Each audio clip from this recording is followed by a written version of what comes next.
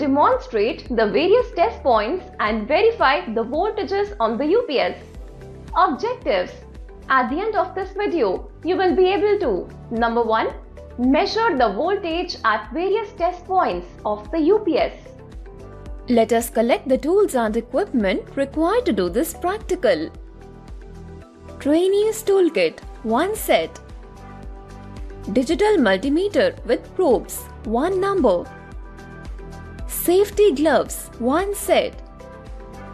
UPS with battery and instruction manual 1 set. Procedure. Task 1. Measurement of the voltages at main input supply. Note: remove the power cord from the AC main supply before starting this task. Step 1. Turn on the multimeter and set it to measure AC voltage. Identify the 3-pin AC outlet socket that has to be connected as input to the UPS. Step 2. Insert the probes into the socket's opening. The black probe should touch the neutral, while the red probe should touch the live, hot terminal. Step 3. Ensure that the probes make good contact with the metal inside the socket without touching each other. Step 4. Read the voltage displayed on the multimeter screen and note it down in the tabulation. A standard household outlet typically provides around 240 volts of AC. Step 5. Measure the voltage between phase and neutral using a multimeter and ensure the multimeter reads 220 volts. Similarly, measure the voltage between neutral and earth using a multimeter and ensure the multimeter reads not exceeding 5 volts. Serial number 1. Name of the test point. AC input supply. Voltage. Remarks. Number 2. Transformer secondary. Number 3. Rectifier output. Number 4. Battery voltage. Number 5. UPS output. Task 2. Measurement of the voltages at transformer terminals. Step 1. Remove the cover of the UPS by unscrewing it using appropriate screwdrivers. Step 2. Plug the power cord of the UPS into the mains AC input supply. Step 3. Switch on the power supply. Step 4. Measure the input AC input supply between the phase and neutral, the terminal to which the power cord is connected in the UPS. Ensure that the same input AC voltage is displayed on the multimeter. Step 5. Identify the transformer with the UPS. Turn on the multimeter and set it to measure the AC voltage. Step 6. Identify the input and output terminals of the transformer. Step 7. Connect the multimeter leads to the input and output terminals of the transformer. Mostly, the transformer is stepped down. Ensure the transformer type by comparing input and output voltages measured by the multimeter. Task 3. Measurement of the voltages at battery and rectifier circuits. Step 1. Identify the battery terminals on the UPS where the battery is connected. These terminals are typically located within the UPS housing and may be labeled as positive or negative. Step 2. Turn on the multimeter and set it to measure DC voltage. Step 3. Connect the multimeter probes to the battery terminals, ensuring that the positive probe is connected to the positive terminal and the negative probe to the negative terminal. Step 4. The rectifier in a UPS converts AC power from the utility into DC power to charge the batteries and power the inverter. Step 5. Identify the output terminals of the rectifier. Usually, in a UPS rectifier circuit, you'll often find diodes or bridge rectifiers responsible for converting AC to DC. Step 6. Set your multimeter to measure DC voltage. Connect the multimeter probes to the output terminals of the rectifier. Ensure that the positive probe is connected to the positive terminal and the negative probe to the negative terminal of the output. Step 7. Note down the readings in the tabulation. Serial number 1. Name of the test: AC input supply. Voltage. Remarks. Number 2. Transformer secondary. Number 3. Rectifier output. Number 4. Battery voltage. Number 5. UPS output. Task 4. Measurement of the voltages at UPS output. Step 1. Identify the output terminals of the UPS where the power is supplied to your computer or other connected devices. They are typically located on the rear panel of the UPS with 3-pin sockets. Step 2. Set your multimeter to measure AC voltage. Step 3. Insert the probes into the socket's openings. The black probe should touch the neutral, usually the wider slot or ground, while the red probe should touch the live, hot terminal. Step 4. Read and note the voltage in the tabulation displayed on the multimeter screen. This reading represents the output voltage of the UPS. Step 5. Similarly, measure the voltage between phase and neutral, earth and neutral using a multimeter. Measure the voltage values in the other output sockets. Recap. In this video, we have discussed how to measure the voltage at various test points of the UPS.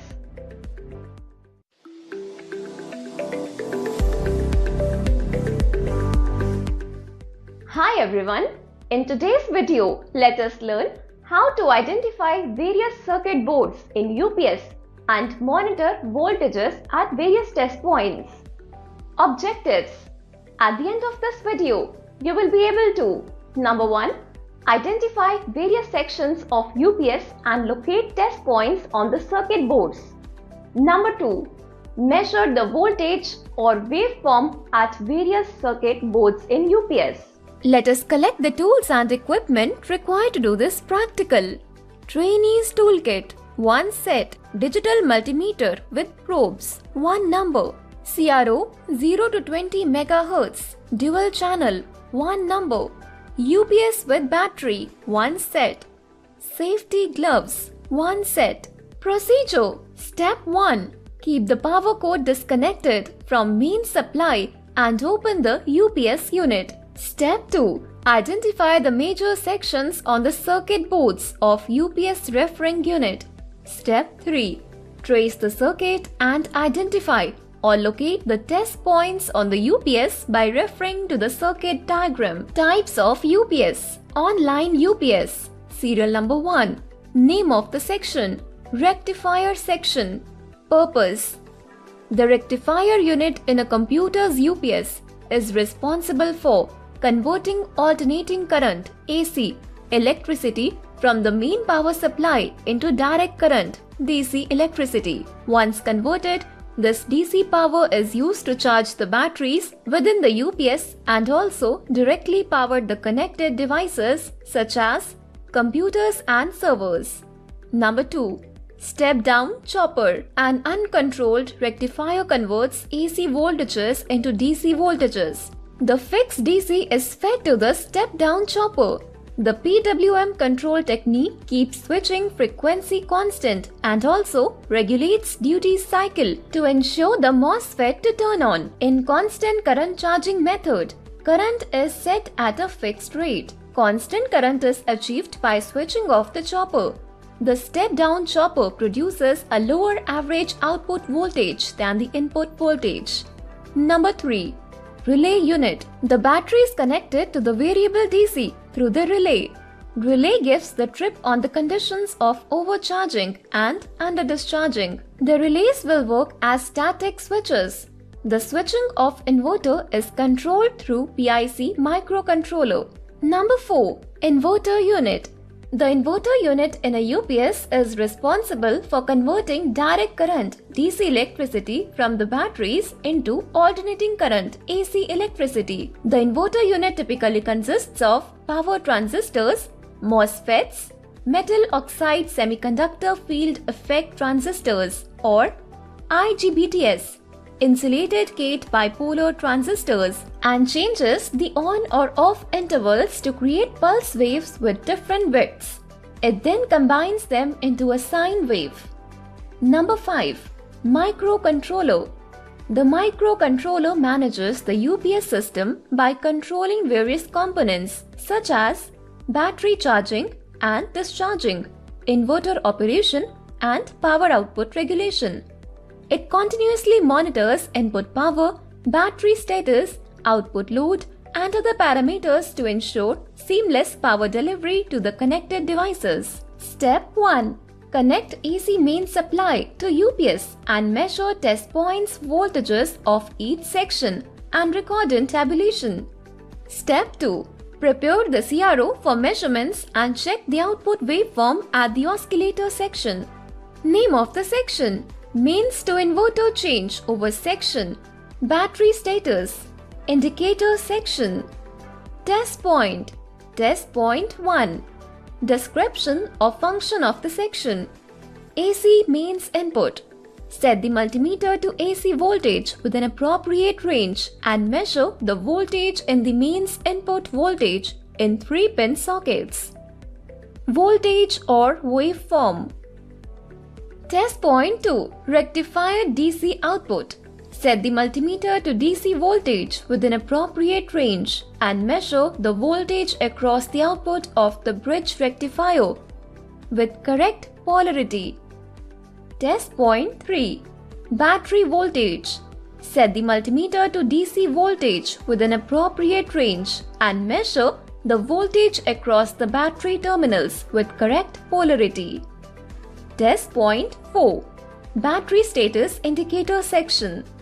Look for LED indicators on the front panel of the UPS unit. Typically, a green LED indicates that the battery is fully charged and in good condition. A yellow or amber LED might indicate a partially charged battery or a warning state, suggesting that the battery might need attention. A red LED usually indicates a low battery condition or a fault that requires immediate attention. Oscillator and driver section. Test point 5. Input to regulator IC. Set your multimeter to the DC voltage measurement. Identify the input terminals of the IC regulator on the UPS circuit board. Connect the leads of the multimeter to the IC leads with the correct polarity and measure the voltage. Test point 6. Regulator IC output. Set your multimeter to the DC voltage measurement. Identify the output terminals of the IC regulator on the UPS circuit board. Connect the leads of the multimeter to the IC leads with the correct polarity and measure the voltage. Ensure the voltage in the multimeter is the desired output with a constant. Test point 7. Oscillator output voltage AC. Observe waveform using CRO. Identify the oscillator circuitry within the UPS. Connect the oscillator probes across the output of the oscillator circuit. Adjust the settings on the CRO to properly display the AC waveform. Test point 8. Triggering pulse input to upper bank driver AC. Identify the triggering circuit within the UPS. Connect the oscilloscope probes to the output of the lower bank driver. Adjust the settings on the oscilloscope to properly display the triggering pulse waveform. Test point 9. Triggering pulse input to lower bank driver AC. Identify the triggering circuit within the UPS. Connect the oscilloscope probes to the output of the upper bank driver. Adjust the settings on the oscilloscope to properly display the triggering pulse waveform. Test point 10. Triggering pulse input to upper bank switching transistor AC. Identify the switching transistor in the UPS circuit. Identify the gate for MOSFETs or base for bipolar junction transistors. Terminal of the switching transistor. Connect the probe of the CRO to the gate or base terminal of the upper bank switching transistor. Adjust the settings on the CRO to properly capture and display the triggering pulse waveform. Test point 11. Triggering pulse input to lower bank switching transistor AC. Connect the probe of the CRO to the gate or base terminal of the lower bank switching transistor. Adjust the settings on the CRO to properly capture and display the triggering pulse waveform. Inverter section. Test point 12. DC input to inverter section, upper bank. Identify the upper DC input section of the inverter. Set the multimeter in DC voltage mode. Place the multimeter probes at the DC input terminals of the inverter section with the correct polarity and measure the voltage. Test point 13. DC input to inverter section, lower bank. Identify the lower DC input section of the inverter. Set the multimeter in DC voltage mode. Place the multimeter probes at the DC input terminals of the inverter section with the correct polarity and measure the voltage. Test point 14. Output inverter voltages at transformer secondary tapping. Identify the secondary side of the transformer in the UPS unit. Set the multimeter to measure AC voltage with an appropriate range. Place the multimeter probes across the secondary side terminals between the tappings to ensure you get the desired output voltage. Recap. In this video, so far we have discussed how to identify various sections of UPS and locate test points on the circuit boards. Measure the voltage or waveform at various circuit boards in UPS. Thank you for watching.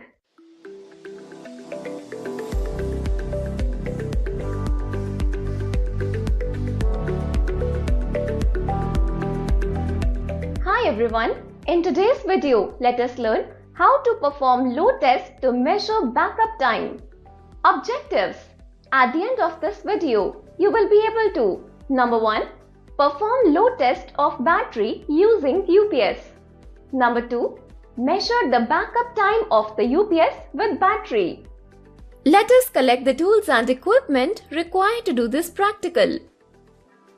Trainees Toolkit 1 set. Computer UPS around 600 volt ampere with operating instruction manual 1 number. Digital multimeter with probes 1 set. Voltmeter 0 to 30 volt DC 1 number. Safety gloves 1 number. Stopwatch 1 number. 100 watt by 240 volt incandescent lamp test lamp 1 number. 12 volt by 7 Ah maintenance free rechargeable battery 1 number. Single phase variable lamp load 500 watt. 240 volt each 100 watt lamp 1 number. Procedure. Step 1. Make sure the UPS is turned off and unplugged from the power source. Step 2. Unscrew the outer cover using the appropriate screwdriver and gently slide out the cover from the UPS unit. Step 3. Identify the battery terminals and their polarities in the UPS unit. Step 4. Set the multimeter in DC voltage measurement with appropriate range. Make sure the range you select is higher than the voltage you expect from the battery. For example, if you are measuring a 12 volt battery, select a range higher than 12 volts. Step 5. Connect the positive terminals of the multimeter to the positive terminal of the battery. Connect the negative terminal of the multimeter to the negative terminal of the battery as shown. Step 6. Note down the readings in the tabulation. Serial number 1. Inverter status. Off. Battery voltage. 12 volt. Connected load. No load. Step 7. Connect the lamp load terminals to the output terminals of the UPS. Step 8. Switch on the UPS. Make sure the UPS is not connected to the input mains. Step 9. Switch on 100 watt lamp at the variable lamp load. Start the stopwatch and record the readings in the tabulation. Step 10. Keep monitoring the multimeter on the display of the multimeter. You will see the voltage of the battery decreasing. And halt the stopwatch when the lamp in the UPS glows with a beep sound, indicating the battery is low. Serial number 1. Inverter status. On. Battery voltage. 12 volt. Connected load. 100 watts. Stopwatch start timings. Stopwatch end timings. Step 11. Increase the load up to 200 watts from the variable lamp load. Start the stopwatch and monitor the display of the multimeter. Halt the stopwatch when the lamp in the UPS glows with a beep sound indicating the battery is low. Serial number 1. Inverter status on. Battery voltage 12 volt. Connected load 200 watts. Stopwatch start timings. Stopwatch end timings. Step 12. Switch off the UPS from the tabulation. You will notice that the back time of the battery is decreasing as the load on the UPS is increased. As the load increases, the runtime decreases because the battery is being discharged at a faster rate to meet the higher power demand. Recap. In this video, we have discussed how to perform load test of battery using UPS. Measure the backup time of the UPS with battery. Thank you for watching.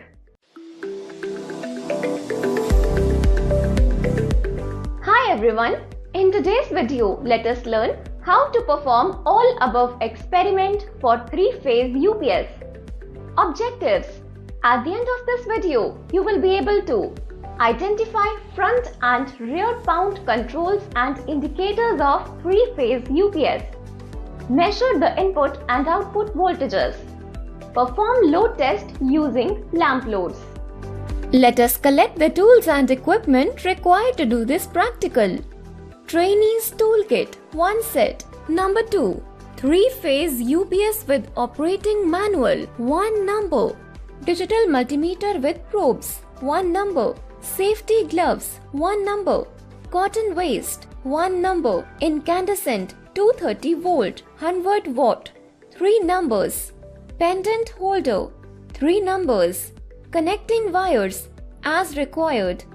Hookup wires as required. Safety precaution. Step 1.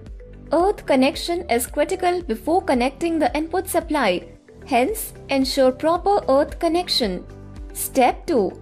Wait 5 minutes before opening the UPS to allow the capacitor to discharge after the UPS is switched off. Step 3. Do not keep open the terminal block cover while the inverter is on. Procedure. Task 1. Identify front and rear panel controls. Step 1. Note down and record the specification of the UPS. The rear panel usually houses the input power connections, where the UPS is connected to the mains power supply. Step 2. Draw the front panel of the UPS with all indicators and switch. The front panel often features a display screen or LCD panel that provides important information about the UPS, such as input or output voltage, current load, battery status, alarms, and system status. Step 3. Identify each indicator and control on the front panel and record the observation in the tabulation. Serial number 1. Name of the indicator and switch. Input supply indicator. Purpose. This indicator is an LED indicator that verifies that all three phases of the input power supply are present. Number 2. Online indicator. In this mode, the main supply is present and the UPS continuously converts incoming AC power to DC and then back to AC, providing a stable and regulated output voltage and frequency to connected devices. Number 3. On battery indicator. When the on battery indicator is illuminated, the UPS draws power from its internal battery system to supply electricity to connected devices. This backup power source helps maintain continuity of operations and prevent downtime during power outages or disturbances. Number 4. Overload indicator. The overload indicator illuminates or flashes to indicate that the UPS is currently experiencing an overload condition. This occurs when the total power drawn by the connected devices exceeds the UPS maximum rated capacity. Number 5. Fault indicator. The fault indicator illuminates or flashes to indicate the presence of a fault or abnormal condition detected by the UPS. These faults can include various issues such as internal component failures, circuit malfunctions, or environmental factors affecting UPS operation. Number 6. Battery charge level indicator. The battery indicator displays the current level of charge remaining in the UPS batteries. When the battery charge level falls below a certain threshold, the indicator may illuminate or flash to indicate a low battery condition. Number 7. Battery bypass indicator. The battery bypass indicator serves to inform users when the UPS is operating in bypass mode, where the load is directly powered by the mains utility supply without passing through the UPS internal battery system. Number 8. Load on UPS indicator. The presence of the load on indicator assures users that the UPS is operational and properly configured to supply power to connected loads. Number 9. UPS on or off button. The on or off button is used to control the main power supply to the UPS unit. Pressing the button activates or deactivates the UPS, allowing users to turn the unit on or off as needed. Step 4. Identify and record the rear panel switches and connectors in tabulation. Serial number 1. Name of the switch and connect. Battery terminals. Purpose. Usually the batteries for the UPS are connected to the rear side of the UPS through battery terminals marked with a positive or red color and a negative or black color terminals. Number 2. Input terminals. There are input terminals for each of the three phases R, Y and B. These terminals connect to the respective phases of the incoming AC power supply. Additionally, there will be terminals for the neutral connection N. Number 3. Output terminals. There are output terminals for each of the three phases R, Y and P. These terminals connect to the respective phases at the input of the load terminals. Additionally, there will be terminals for the neutral connection N. Number 4. Input switch. A 4-pole circuit breaker MCB has 4 switching mechanisms that can simultaneously open or close all three phases R, Y and P, along with the neutral conductor. The input switch allows for complete isolation of the UPS from the incoming utility power source. In case of an emergency or maintenance requirement, the input switch provides a means to quickly and safely shut off power to the UPS. Number 5. Output switch. Similar to the input switch, the output switch is also a 4-pole circuit breaker MCB, which provides a means to isolate the UPS from the connected critical loads. This isolation is crucial for maintaining and servicing, allowing technicians to provide on the UPS or connected equipment safely without the risk of exposure to live electrical circuits. Number 6. Battery fuses. In the event of a short circuit or other electrical fault within the battery circuit, the fuse will blow or trip, interrupting the flow of current and preventing damage to the batteries and associated components. Number 7. Manual bypass switch. By bypassing the UPS system, the switch allows electrical power to flow directly from the input source to the output loads, ensuring continuity of power supply even when the UPS is offline for maintenance or servicing. Recap. In this video, we have discussed how to identify the front and rear mount controls and indicators of the three-phase UPS. Thank you for watching.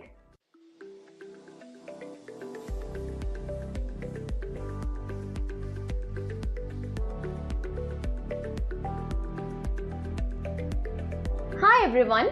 In the last video, we discussed how to identify the front and rear mount controls and indicators of the three-phase UPS. In continuation of this, in today's video, we are going to discuss how to measure the input and output voltages and perform a load test using lamp loads. Procedure. Task 1. Measurement of the input and output voltages.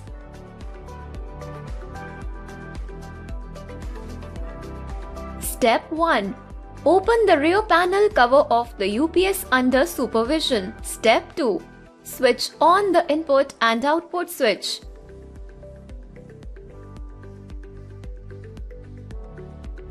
Step 3. Switch on the inverter of the UPS.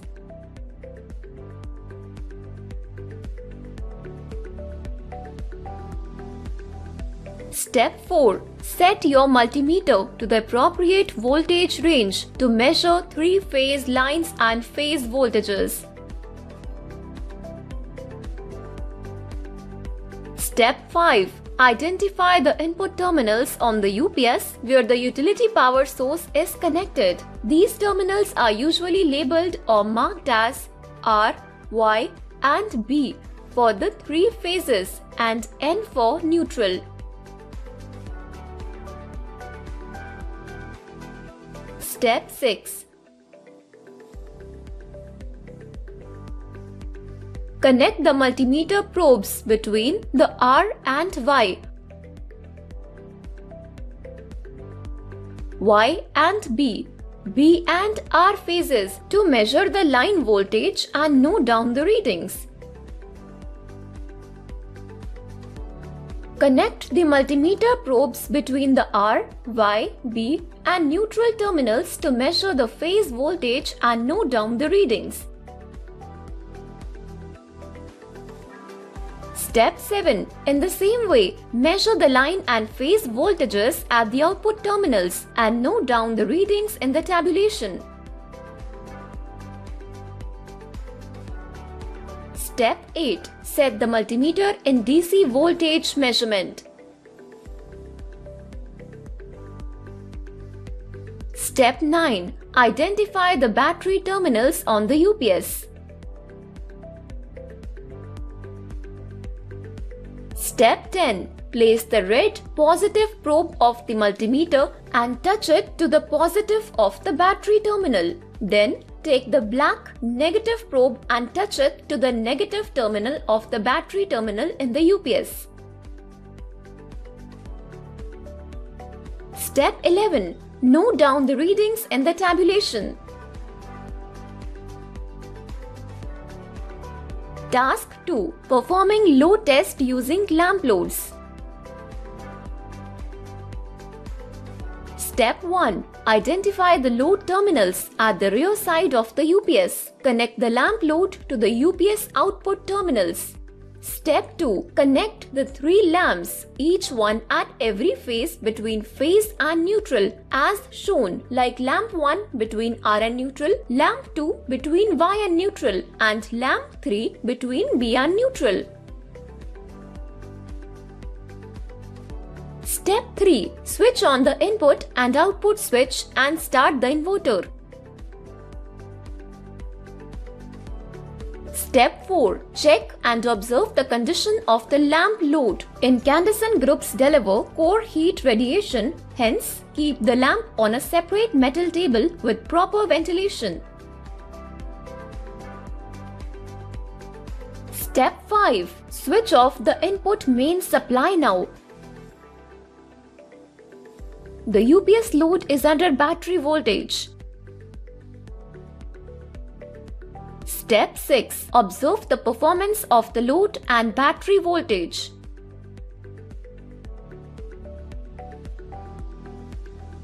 Recap. In this video, we are going to discuss how to measure the input and output voltages and perform a load test using lamp loads.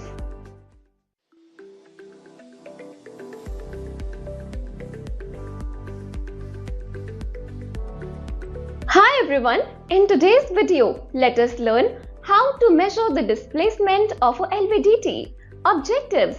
At the end of this video, you will be able to test LVDT coils using multimeter, measure the output voltages using CRO, measure displacement using LVDT. Let us collect the tools and equipment required to do this practical. Digital multimeter with probes, 1 number. Dual trace, CRO 20 MHz, 1 number. Function generator, 1 number. BNC cord for CRO, 2 numbers. LVDT trainer kit with manual, 1 number. Let us discuss LVDT. An LVDT or linear variable differential transformer is a type of sensor used to measure linear displacement movement of an object. LVDT consists of a primary coil, excitation coil, and 2 secondary coils, sensing coils, wound on a hollow tube. Inside the tube is a movable core, often made of a 2 ferromagnetic material. An alternating current, AC, is passed through the primary coil, creating an electromagnetic field around it. This field induces voltages in the secondary coils. When the movable core inside the LVDT moves, it changes the coupling between the primary coil and the secondary coils. As a result, the voltages induced in the secondary coils vary proportionally to the position of the core. Procedure. Task 1. Testing of LVDT coils using multimeter. Ohm meter. Step 1. Collect the required tools and equipments required for this exercise. Step 2. Take the LVDT and identify the primary and secondary coils by using its markings and positions.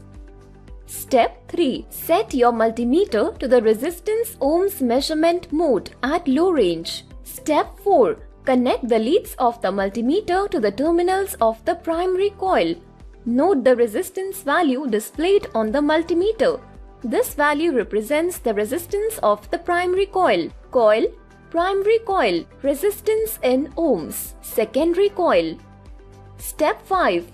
Connect the multimeter leads to the terminals of each secondary coil and note the resistance values displayed on the multimeter. The 2 secondary coils in an LVDT are typically connected in series opposition. Coil, primary coil, resistance in ohms, secondary coil. Step 6.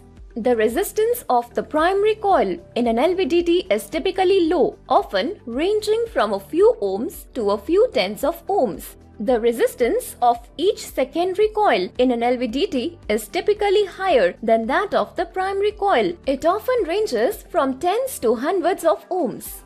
Task 2. Measurement of output voltages using CRO. Step 1. Identify the terminals of the primary coil on the LVDT. Step 2. Connect the output terminals of the function generator to the terminals of the primary coil on the LVDT using BNC cables. Note: primary coil can also be tested using function generator by selecting 1 kHz sine wave frequency. Number 1. The positive terminal of the function generator should be connected to one terminal of the primary coil. Number 2. The negative terminal of the function generator should be connected to the other terminal of the primary coil. Step 3. Set up your CRO by connecting the probes or cables to the appropriate channels. You need to connect one channel, channel 1, for the primary coil and another channel, channel 2, for the secondary coils. Step 4. Connect the primary coil of LDVT to CRO. Number 1. Connect one probe of the CRO, channel 1, to one terminal of the primary coil. Number 2. Connect the other probe of the CRO to the other terminal of the primary coil using BNC connectors. Step 5. Connect the secondary coil of LDVT to CRO. Number 1. Connect one probe of the CRO, channel 2, to one terminal of the secondary coil. Number 2. Connect the other probe of the CRO to the other terminal of the secondary coil using BNC connectors. Step 6. Switch on the function generator and CRO. Step 7. Turn the knob or press the button to select the sine wave option. Adjust these controls to set the frequency to 1 kHz. Step 8. Place the core in the center of the LVDT by gradually moving the core from its initial position and observing the waveforms. Plot waveform in observations. When the core of an LVDT is in its center position, the output on the cathode ray oscilloscope CRO would typically show a straight line or baseline. This is because at the center position, the induced voltages in the secondary coils are equal in magnitude but opposite in phase, resulting in a null or zero output voltage. Step 9. Move the core in forward direction and observe the waveform, phase and magnitude. Draw the waveforms at maximum displacement. When the core of an LVDT is moved forward from its center position, it induces greater voltage in one of the secondary coils compared to the other. Specifically, if the core is moved forward from its center position, the output waveform on the CRO will typically show a positive deflection from the baseline. Step 10. Bring back the core in center and move the core in reverse direction. Observe the waveform phase changing and magnitude variation. When the core of an LVDT is moved in reverse from its center position, it induces a greater voltage in the opposite secondary coil compared to the other. Specifically, if the core is moved in reverse from its center position, the output waveform on the CRO will typically show a negative deflection from the baseline. Recap. In this video, we have discussed how to test LVDT coils using multimeter, measure the output voltages using CRO.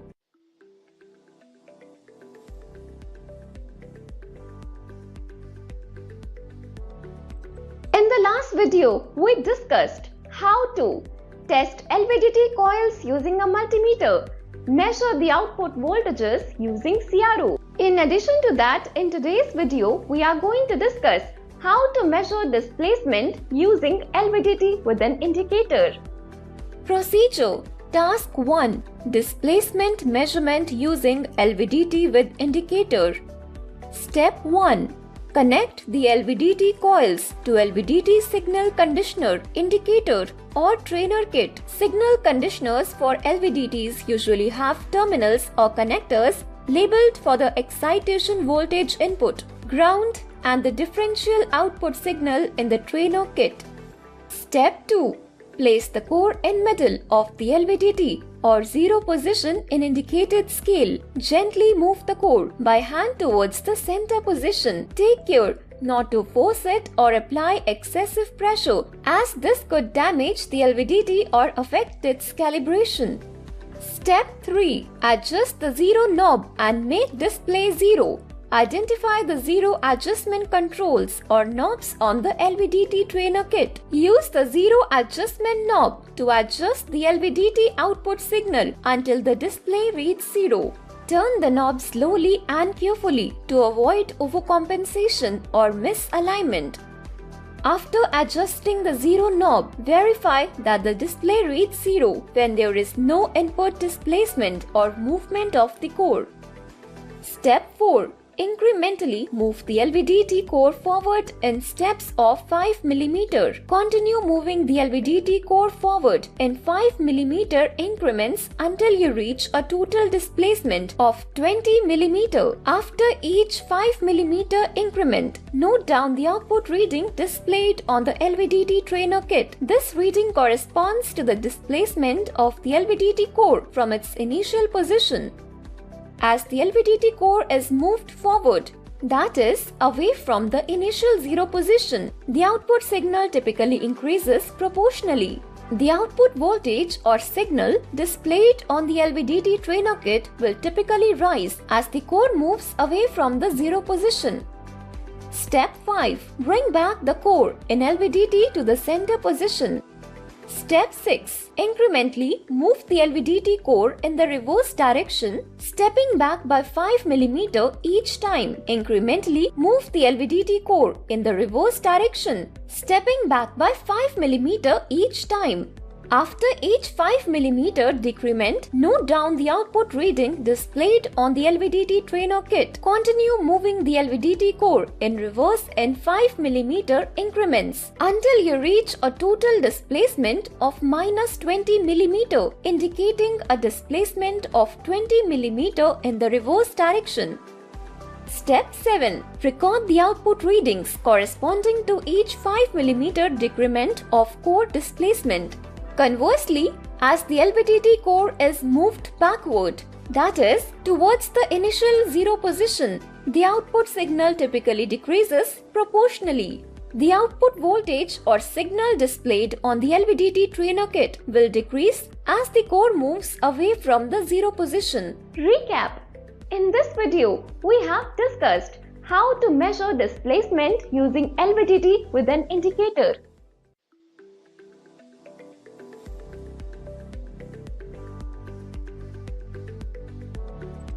Hi everyone! In today's video, let us learn how to detect different objects using capacitive, inductive and photoelectric proximity sensors. Objectives. At the end of this video, you will be able to detect different objects using inductive proximity sensors. Detect different objects using capacitive proximity sensors. Detect different objects using photoelectric proximity sensors. Let us collect the tools and equipment required to do this practical. Trainees Toolkit 1 set. Soldering iron 25 watts by 240 volt 1 set. Digital multimeter probes 1 number. Battery 12 volt 7.5 Ah 1 number. Inductive proximity sensor 12 volt DC 2 wire normally closed 1 number. Capacitive proximity sensor M18 NPN normally open NC 1 number. Photoelectric proximity sensors 5 VTC infrared 1 number. DC bulb 12 volt 5 watt 1 number. Connecting wires as required. Let us discuss inductive proximity sensors. An inductive proximity sensor is a type of sensor used in industrial automation to detect the presence or absence of metallic objects without physical contact. Inductive proximity sensors operate based on the principle of electromagnetic induction. They generate an electromagnetic field around their sensing face. When a metallic object enters this field, it disturbs the field, causing a change in the sensor's output. When a metallic object approaches the sensor's sensing face, it induces eddy currents within the object due to the changing magnetic field. Task 1. Detect different objects using inductive proximity sensors. Step 1. Identifying an inductive proximity sensor from its specifications involves understanding the key parameters typically provided in the datasheet. This indicates the maximum distance at which the sensor can detect the presence of a metallic object. It's usually given in millimeters or inches. Step 2. Two-wire inductive proximity sensors typically have only two terminals, one for the power supply and one for the output or load. Step 3. From the specifications, identify the positive and negative terminals of the sensor and the input supply voltage rating.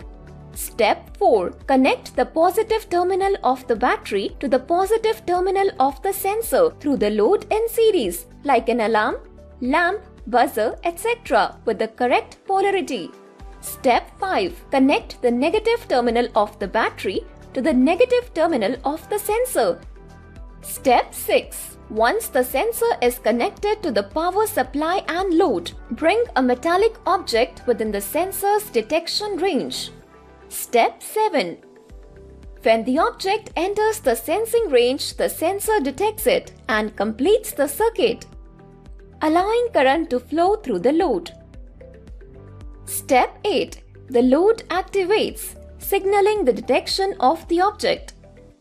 The load can then perform the desired action, such as switching on a light or sounding an alarm. Step 9. Test its operation by introducing various metallic objects within its detection range. The detection range and sensitivity of inductive proximity sensors are optimized for detecting metallic objects, and they typically do not respond to non-metallic objects such as plastic, wood, or liquids. Let us discuss capacitive proximity sensors. A capacitive proximity sensor is a type of sensor used to detect the presence or absence of objects, including both metallic and non-metallic objects, without physical contact. Capacitive transducers find applications in various fields due to their ability to measure changes in capacitance, which can be influenced by a range of physical variables like pressure sensing, level sensing, humidity sensing, force and strain measurement, and fluid flow measurement. Capacitive proximity sensors operate based on changes in capacitance. Capacitance is the ability of a system to store electrical charge. When an object enters the sensing field of the sensor, it alters the capacitance of the sensor, triggering a detection signal. When an object enters the sensing field of the sensor, it alters the capacitance of the sensor, triggering a detection signal. The sensor contains an oscillator circuit that generates an electric field around the sensing area. When an object enters the sensing field, it changes the capacitance of the sensor by either increasing or decreasing it. The sensor detects these changes in capacitance and converts them into an electrical signal. This signal is then processed by the sensor's electronics to determine the presence or absence of the object. Task 1. Detect different objects using capacitive proximity sensors. Step 1. Identify whether the sensor is of the NPN or PNP type based on its specifications. For an NPN sensor, connect one side of the load to the sensor's output terminal and connect the other side to the positive supply voltage. For a PNP sensor, connect one side of the load to the sensor's output terminal and connect the other side to the negative supply voltage. Normally open NO. In a normally open capacitive proximity sensor, the output circuit remains open, non-conductive, when no object is detected within its sensing range. Normally closed NC. Conversely, in a normally closed capacitive proximity sensor, the output circuit is closed, conductive, when no object is detected within its sensing range. Step 2. Determine the voltage and polarity required by the sensor from its datasheet. Capacitive proximity sensors usually operate on DC voltage. Connect the capacitive proximity sensor to a DC power supply or battery and load with the correct polarity. Step 3. Once the sensor is connected to the power supply and load, if applicable, power on the system. Step 4. Bring an object within the sensing range of the capacitive sensor. This object should have a dielectric constant sufficient to trigger the sensor, example, plastic plus. Bring it very closer to the proximity sensor input and observe the display for any change. Step 5. As the object enters the sensing range, the sensor should detect it and activate its output, if applicable. Step 6. Monitor the output signal or the behavior of the connected load to verify that the sensor is operating correctly. Step 7. Test with various objects to verify the sensor's reliability and adjust settings if necessary. Recap. In this video, we have discussed how to detect different objects using inductive proximity sensors. Detect different objects using capacitive proximity sensors. Thank you for watching.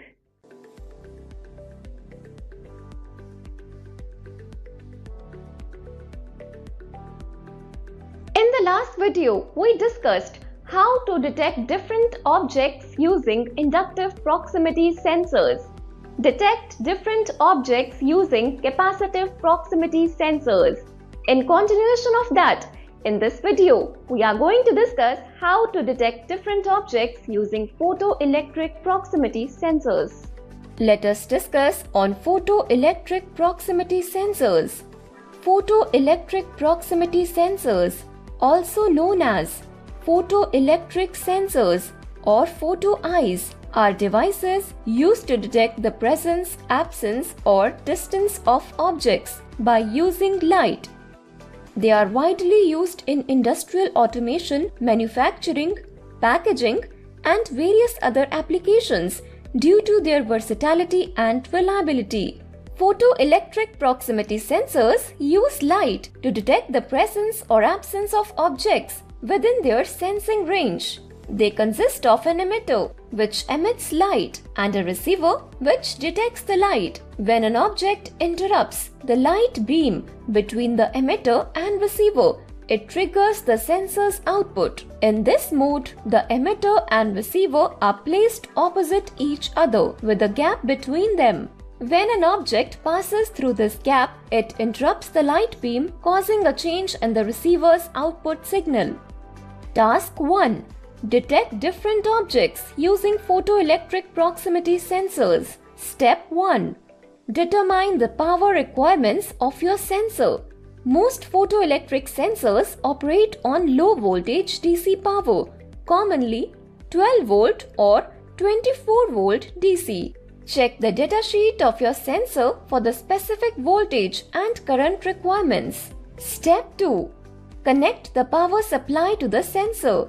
Typically, this involves connecting the positive terminal of the power supply to the positive terminal of the sensor and the negative terminal of the power supply to the negative terminal of the sensor. Step 3. Connect the load like a lamp or buzzer for indication when an object is detected as per the connection given in the datasheet. Photoelectric sensors usually have an output signal that changes state when an object is detected. This output can either NPN, sinking, or PNP, sourcing, depending on the sensor type. Connect the output terminals of the sensor to the input of the device you want to control or monitor based on the detection. Step 4. Position the emitter and receiver of the sensor so that the light beam emitted by the emitter is aimed at the receiver. Ensure that the sensing area covers the region where you expect objects to be detected. Step 5. Power on the sensor and verify that it's functioning correctly. You can do this by observing the output signal of the sensor. When no object is blocking the light beam, the output should be in one state, either high or low, depending on the sensor type. And when an object interrupts the beam, the output should switch to the opposite state. Depending on your application, you might need to adjust the sensitivity or other settings on the sensor to optimize its performance for your specific requirements. Recap. In this video, we have discussed how to detect different objects using photoelectric proximity sensors.